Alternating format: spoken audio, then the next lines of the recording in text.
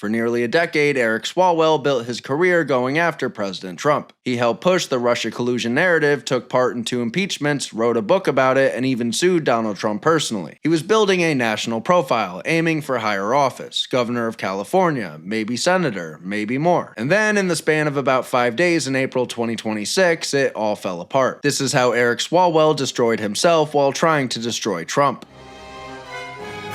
Eric Swalwell grew up in Dublin, California, a suburb east of San Francisco. His father was a police chief and his parents were both registered Republicans. After studying government and earning a law degree from the University of Maryland, he returned to California and became a prosecutor in Alameda County. At the same time, he was moving quickly through local politics, serving on commissions before winning a seat on the Dublin City Council in 2010. 2 years later, he decided to go bigger. In 2012, Swalwell ran for Congress against Pete Stark, a Democrat who had held the seat for 40 years. It was considered a long shot, but Swalwell won. At 31 years old, he entered Congress and later secured a seat on the House Intelligence Committee, a position that would give him a national platform. Around the same time, he began appearing more frequently on cable news, gradually becoming a recognizable political figure outside his district. Then, Trump got elected, and everything shifted. Starting in early 2017, Swalwell focused heavily on one issue: Donald Trump and Russia. As a member of the House Intelligence Committee, he was involved in the investigation into Russian interference in the 2016 election and whether anyone connected to Trump was involved. He frequently discussed the probe in media appearances. In February and May of 2018, Swalwell appeared on CNN and stated that there was evidence of collusion, saying, "You have to separate this from what you can prove beyond a reasonable doubt. That's Bob Mueller's job,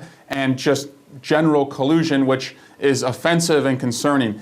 I've seen plenty of evidence of collusion. We have very good circumstantial evidence that the Trump team, the family, the businesses were eager to work and were working with the Russians while the Russians were helping them. And I think in the court of law, that's enough." By January 2019, he went even further. During an appearance on MSNBC's Hardball, host Chris Matthews asked, "You're a member of the judiciary. Do you believe the president right now has been an agent of the Russians?" Swalwell responded, "Yes, I think there's more evidence than he is.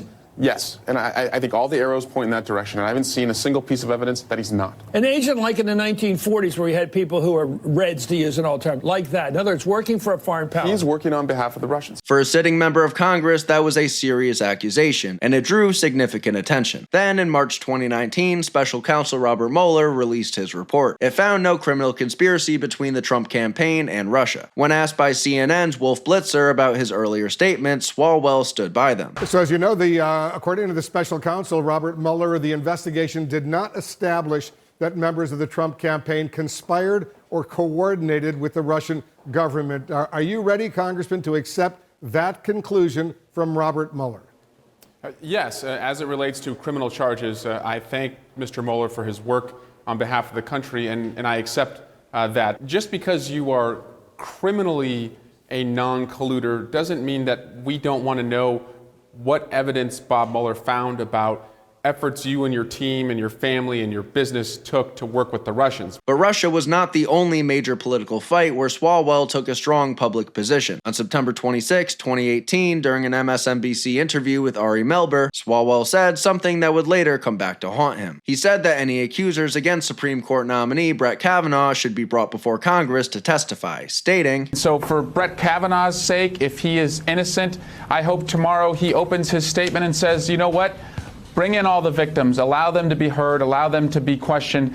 That will clear his name if he's indeed innocent. And if he's not, for the sake of the credibility of the court, I hope that the senators would vote against him." Swalwell was also building his public profile through other means, including impeachment hearings. By December 2019, the House voted to impeach Trump over a perfect phone call with Ukraine's president. Swalwell participated in those hearings, questioning key witnesses including Lieutenant Colonel Alexander Vindman and National Security Council staffer Jennifer Williams. During the impeachment process, Swalwell would once again appear on Hardball with Chris Matthews. Swalwell was discussing the impeachment proceedings when something curious happened. An audible sound was picked up on the broadcast that many online said sounded like a fart. Who were on the phone listening to the president talk about this swap of dirt for U.S. military aid.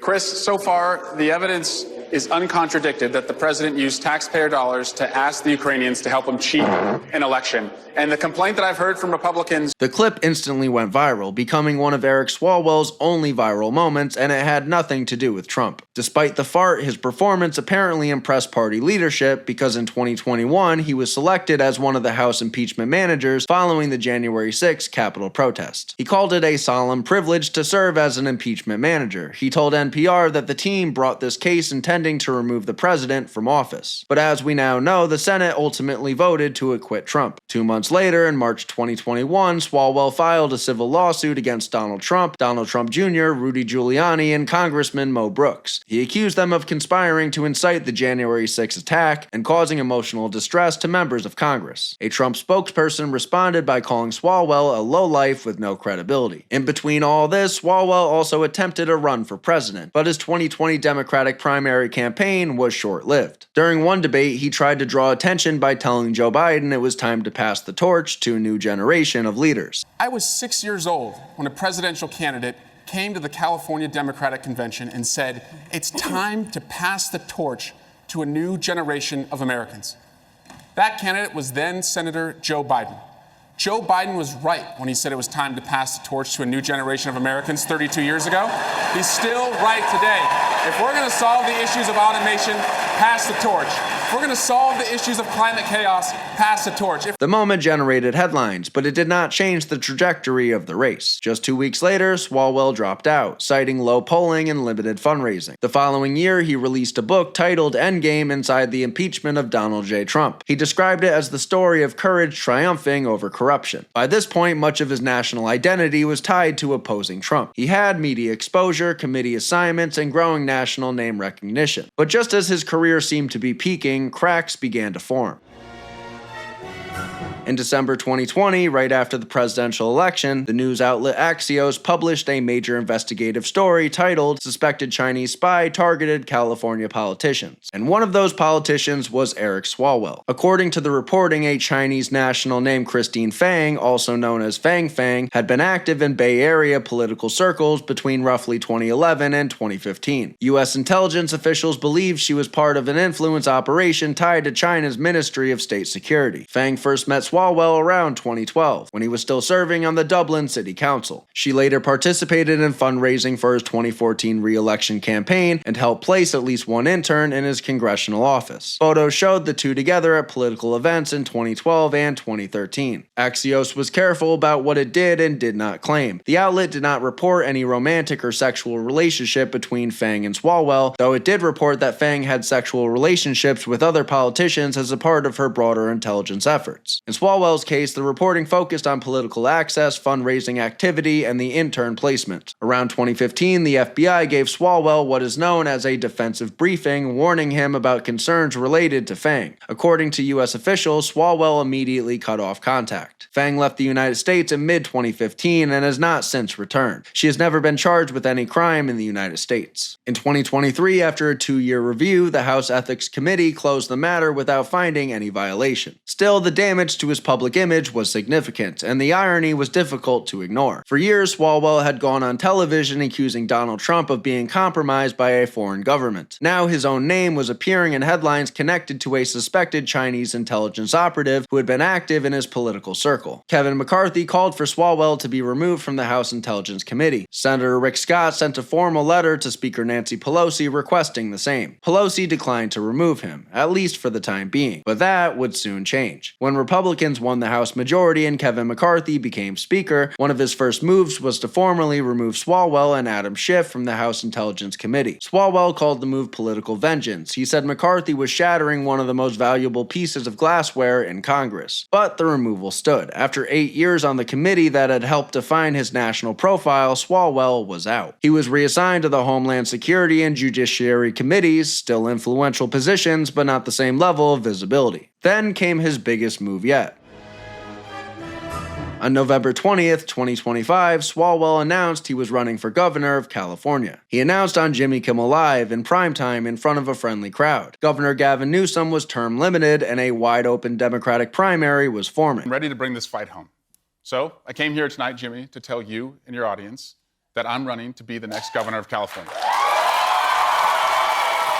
By early 2026, he had positioned himself as a frontrunner. He secured endorsements from U.S. Senators Alex Padilla and Ruben Gallego, along with backing from SEIU California and the California Teachers Association. He also had a long list of congressional endorsements. One prominent Democratic businessman even suspended his own campaign to endorse Swalwell, calling him the most qualified person now in the race. And then it all came crashing down. On Friday, April 10th, 2026, the San Francisco Chronicle published an investigation. A former female congressional staffer, who was not named in the report, accused Swalwell of sexually assaulting her on 2 separate occasions. She said she had been hired at age 21 in 2019 to work in his East Bay district office. According to the Chronicle, shortly after she was hired, Swalwell began sending her explicit images on Snapchat and requesting similar images in return. She said he later tried to kiss her in her car and made a sexual request after she drove him home from a donor event. The staffer said she woke up with fragmented memories of the evening and believed she had been sexually assaulted while unable to consent. The Chronicle reported that it reviewed a text message she sent to a friend 3 days later, which read, "I woke up once during it and even told him to stop at one point." That same day, CNN published a separate investigation. 4 women total, including the woman in the Chronicle report, described different incidents of alleged sexual misconduct. The most serious allegation involved a separate incident in April 2024. She says another incident occurred in 2024 after this event in New York, where Swalwell gave a speech. Some of us are working hard on Capitol Hill. After that bar closed, we went to another. I went to the bathroom and I don't remember anything after that. 2 other women cited in the CNN report alleged that Swalwell had sent them unsolicited, explicit messages through Snapchat or similar apps. Before the stories were published, Swalwell's attorney had sent the primary accuser a cease and desist letter, calling her statements false and threatening legal action. That night, Swalwell posted a video to social media looking directly into the camera. His response? "A lot has been said about me today through anonymous allegations, and I thought it was important that you see and hear from me directly. These allegations of sexual assault are flat false. They are absolutely false. They did not happen. They have never happened, and I will fight them with everything that I have." The collapse that followed was fast. Within hours of publication, endorsements began falling away. SEIU California, the California Teachers Association, Senator Padilla, Senator Gallego, multiple members of Congress. Even Swalwell's own campaign co-chair, Congressman Jimmy Gomez, stepped down from that role. The next day, April 11th, Nancy Pelosi personally told Swalwell it was time to step back. As I discussed with Congressman Swalwell, it is clear that it is best done outside of a gubernatorial campaign. House Democratic leader Hakeem Jeffries also called on him to withdraw. Also on April 11th, the Manhattan District Attorney's Office confirmed it had opened a criminal investigation into the alleged April 2024 hotel room assault in New York City. On April 12th, more than 55 former Swalwell staffers signed a public letter calling the allegations serious, credible, and demand accountability. They said they stood with the accuser and urged Swalwell to resign from Congress. That same day, Swalwell suspended his governor's campaign. He said he was profoundly sorry for the poor judgment I have made in my past. He added that fighting the allegations was my battle, not a campaign's. On April 13th, the House Ethics Committee announced it had opened a formal investigation into whether Swalwell had engaged in sexual misconduct toward an employee under his supervision. Also on April 13th, facing a potential expulsion vote on the House floor initiated by Republican Congresswoman Anna Paulina Luna, Swalwell announced he would resign from Congress. On April 14th, a 5th woman came forward. Lana Drews held a press conference alongside attorney Lisa Bloom. She alleged that in 2018, Swalwell invited her to multiple events, then during a later meeting, drugged her drink and assaulted her in a hotel room. In her own words, "He raped me, and he choked me, and while he was choking me, I lost consciousness, and I thought I died." She said her delay in coming forward was driven by fear, specifically fear of his political connections and his family's ties to law enforcement. Swalwell's resignation became effective overnight between April 14th and April 15th. Governor Newsom called a special election for August 18th, 2026 to fill his seat. As of this recording, the Manhattan District Attorney's investigation remains ongoing. No criminal charges have been filed. Thank you for watching.